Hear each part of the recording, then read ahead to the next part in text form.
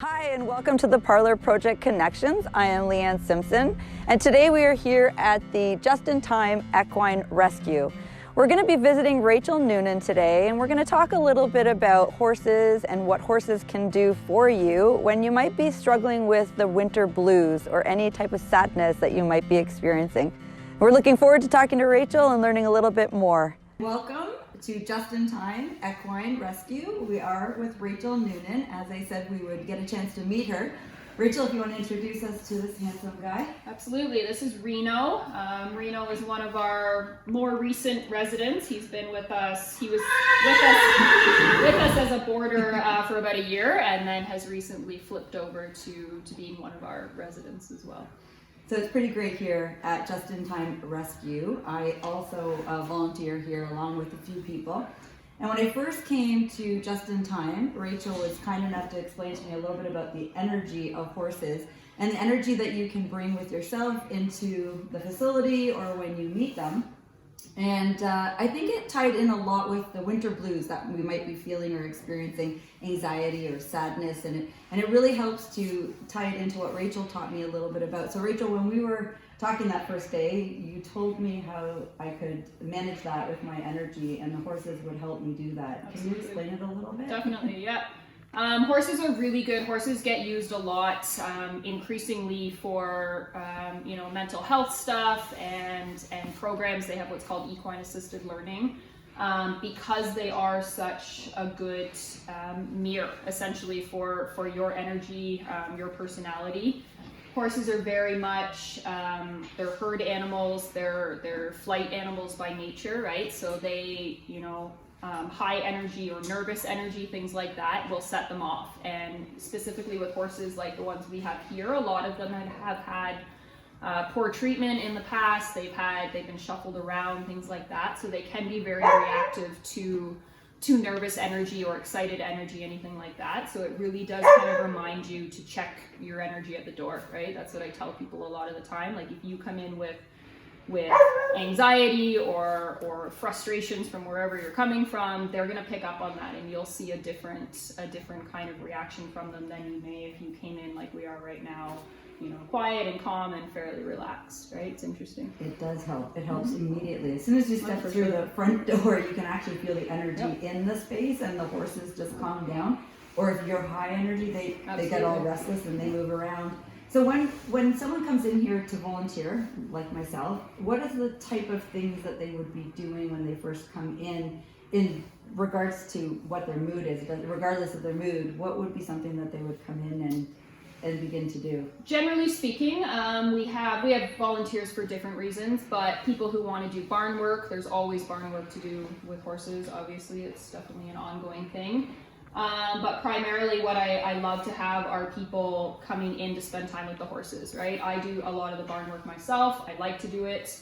I don't always get the time to take the one-on-one time for the TLC with them all that I would like to, and that's what I'm really hoping to get more of, people who want to come in and just brush, spend time in the summer, do some hand grazing, things like that, take them out to eat grass, just really be people to hang out with them, right? A lot of these horses have worked hard their whole lives. They've had a job, and this is their retirement, and I want it to be special for them. I want them to just have someone to hang around with. And immediately, as soon as you start to help them, I think it gives back to you. Absolutely. And it just goes back and forth.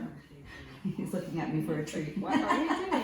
Where's my apple? But no, just that whole feeling of giving to them, that they're going to give back to you, and their calmness and your state of calmness, and just the fresh air and being outside that you might not get outdoors, that must change your mood as well. And even though sometimes it's vigorous work, that vigorous work actually gets you breathing differently. Yep. Not sitting, that's for sure, and gets you moving.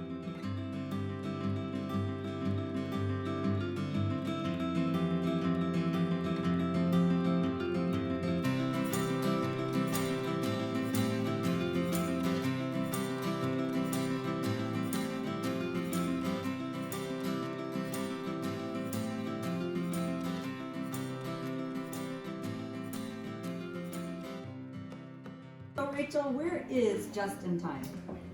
We're pretty centrally located, obviously depending on where you're coming from, but we're about 15 minutes north of Orangeville. Also, we're kind of in between Highway 10 and Airport Road, so we're fairly easy to get to from airport, so Caledon East, Caledon, any of those places, Bolton. And coming from the city, it's about an hour, so if you're coming from downtown, it's about an hour. Depending on the time of year and the time of day, obviously that can differ a little bit, but we're not too far. This is great. So we'll have people contact you directly. Absolutely, email, yeah. They can get in touch you know. with me, email, phone, Instagram. whatever's easiest. Instagram, I do have an Instagram, yeah. Okay, excellent, wonderful. This is Roy. Roy is one of my older members. They're all old these days, but he just recently retired this past fall from being a school horse. He was a school horse for about 20 years. He's worked hard. He loves to work. He only really retired because physically he couldn't do the job anymore. But he definitely has earned his retirement this one and was lucky enough to get a good one. Sierra, you're drooling. That's Sierra. Sierra usually doesn't come and hang out quite so much, but I think there were apples going around, so she wants to be on TV. Sierra is one of my longest time residents, actually. She's been here for about 7 years. Definitely has quite a backstory. Hasn't had the best treatment in different parts of her life, but has done well here, and it takes a little bit of time to warm up to you, but she's one of those horses, kind of what we were talking about earlier about energy. If you were to come in with nervous energy or threatening energy with her, she would be at the back of her stall and really not wanting much to do with you. So she's an interesting one to work with as people get a little bit more comfortable, to kind of see that reaction.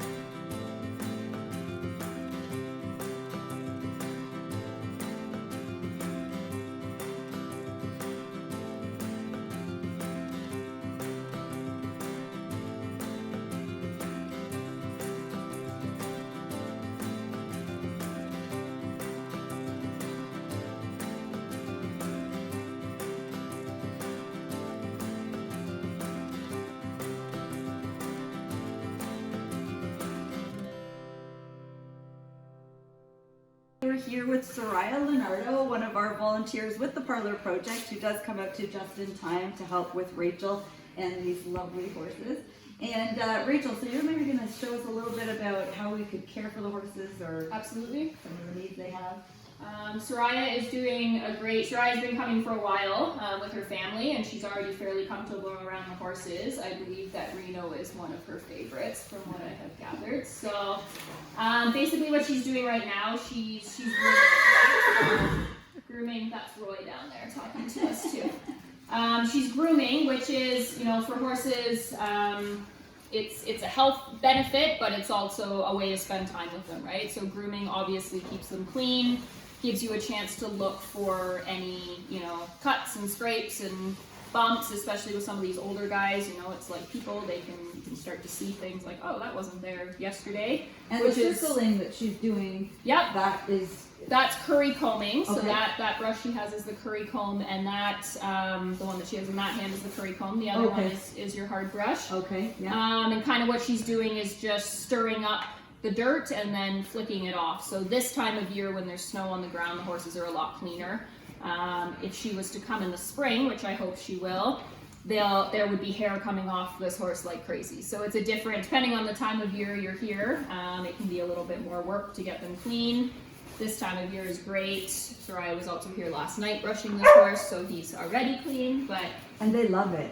They love it. Yeah. Some horses more than others. Mm-hmm. They're very much like people. Some of them, don't love being touched that much, and they'll tell you, right? Reno is a ham. He loves attention. He loves people spending, he's used to it again, right? He was a show horse. He's done this job for a long time. So And they don't just arrive in here. They're outside during the day. And yeah, they're Soraya will outside. bring them in. Absolutely. Usually when people come kind of in the evenings for turn in and feed and things, they'll help me bring in, they'll help me feed, and then the horses generally will be in their stalls and they'll do some brushing, what Soraya doing right now. And feeding? Do they feed them? They help to or- feed, yeah. Horses get fed hay multiple times a day, but my horses get grain, like a breakfast and a dinner in the morning before they go out, and when they come in. Some of them even get a third feed at night, some of my tougher keepers. But yeah, so my volunteers will help to bring in, put the horses in their stalls, take the blankets off this time of year. They always have blankets on. Right. And feed, and then they'll kind of go to what Soraya is doing right now, doing some brushing, Now, spending some time. what if they know absolutely nothing about horses? I would start them with my very easy ones. So we have a pony that we've spoken about, Marigold, who literally my toddler brushes like she's an absolute doll. Okay. So I would start them, with the smaller horses or the ones who, all of my horses are quite quiet and well behaved, but some of them obviously like Reno are bigger and a little bit more intimidating.